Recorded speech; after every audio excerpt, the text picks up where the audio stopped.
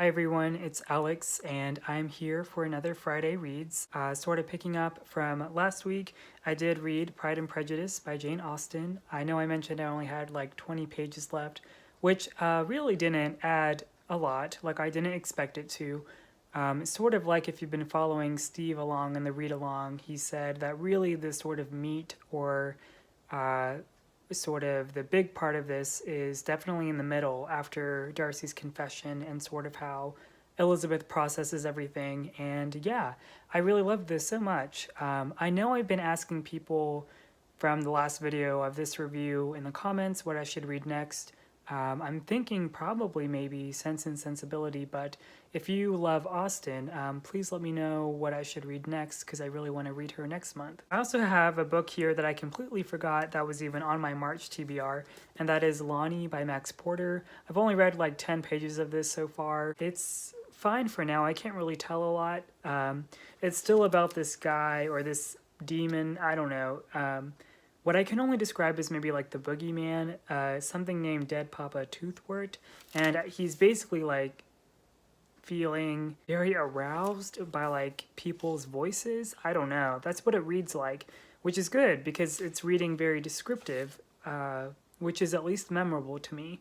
I'm just curious to see if Max Porter, because I'm sure a lot of people are wondering how he will sort of go from poet to writing a novel, so I'm curious too.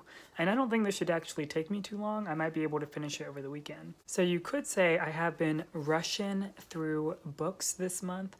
I picked this book up. It's The Possessed Adventures with Russian Books and the People Who Read Them by Elif Batuman. Elif Batuman wrote The Idiot, which is a book I love so much. I think it was my favorite book last year, and I'm actually buddy reading this with my friend Kelsey, who some of you might remember as she's been in a few of my videos before on this channel. We're having a difficult time with it. Mainly, we love Elif Batuman, but because Kelsey liked The Idiot a lot too, but it seems like so far this is like sort of memoir-y.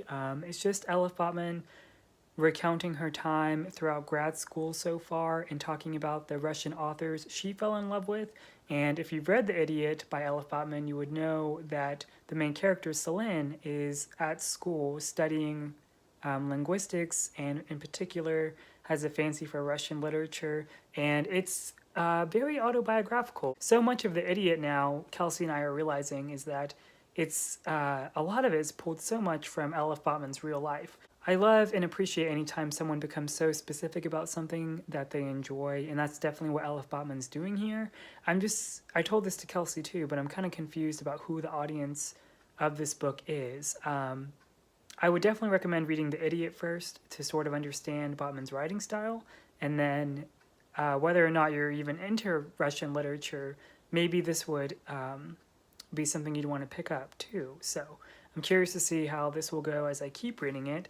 But this is handy because, of course, as some of you might be tuning into this Friday Reads to wonder how I'm doing with War and Peace, mainly to wonder how my mental stability is going with reading a mammoth book already this month and now reading this book. I'm pretty far now. I'm around the 700 page mark. I haven't picked this up in a couple of days though, so I may have to go back a bit and try to recollect my thoughts. But let me say some things about this book. I am liking it. I want to quickly sort of dispel what I think people might feel about picking up a big book. And to my surprise, with War and Peace of all books, this actually is structured, at least this edition, is structured in a way where about every 100 pages pass and it sort of ends to a different part. So like a part 1 through 5, every 100 pages or so it's a new part. So that's really good. I think that's what's helping me the most read this, sort of cutting it off in those chunks.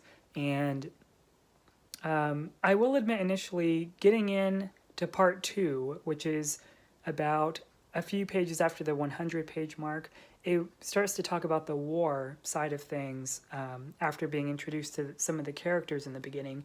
And I admit I did struggle with it at first. I had expected with war for things to feel a bit more fast-paced, but Tolstoy takes things very patiently which I'm liking the more I'm reading, and I really appreciate, because it's always occurred to me that whenever I read books, that I feel like if I'm not sometimes immediately given everything I feel like I need to know to sort of uh, orient myself to the character and understand how that character is to other characters, I sort of lose interest a bit. But here, I really feel like by now I'm really earning what I'm getting to learn about these characters, and it's wonderful. It's like, for example, with some characters I mentioned last time, like Nikolai, Natasha, Boris, and the whole gang.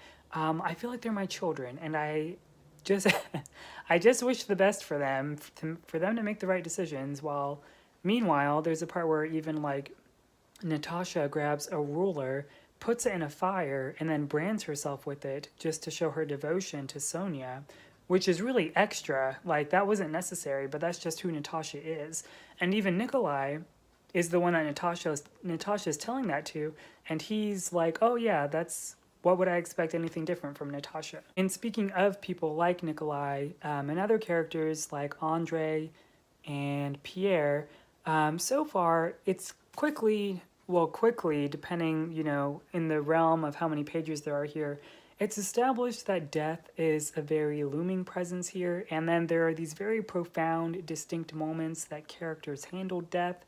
For example, with the war, there's Andre. I know now in this part of the story, probably around the 200-page mark, that as Andre's in battle, he's wounded, and he falls, and he's looking up at the sky, and he starts really feeling confronted with his own mortality. And I can't really explain it, but the simplified way of talking about life that way in the face of death, I thought was very moving, and I'm not sure why yet. But I really liked it. I'm still sort of figuring it out along with Andre's character, given certain events that are happening in the book now. But then thinking of Pierre, we have Pierre that's sort of having death in his own hands, where he challenges someone to a duel and nearly kills him, if I remember correctly.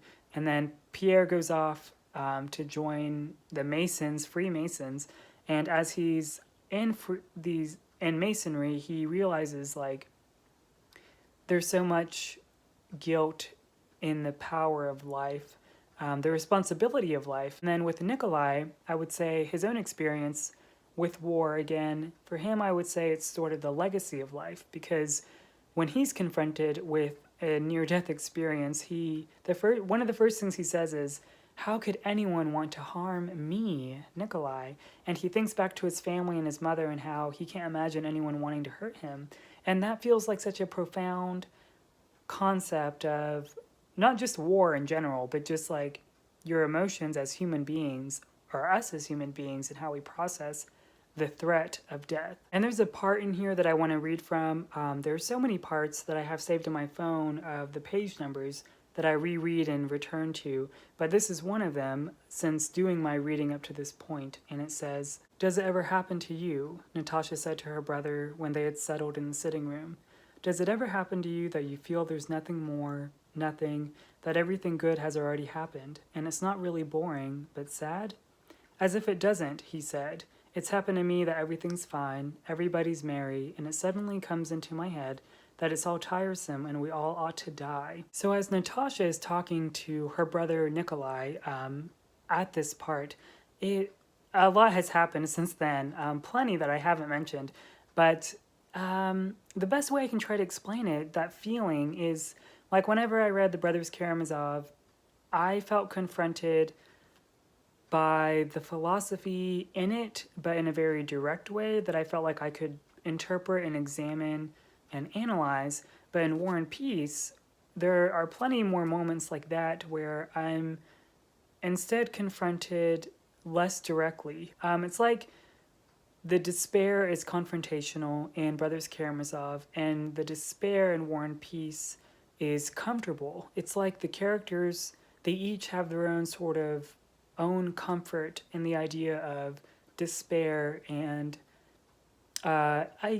it just really kind of affects me whenever I'm reading this. It feels quite lonely reading this book, and I'm not sure why. Often when I read books, I don't intentionally have reactions to them where I feel my own emotions within like projecting onto it. I'm usually much more objective, but I can't help but think back to parts of this book all the time, even as I'm progressing with the story and the book and the pages.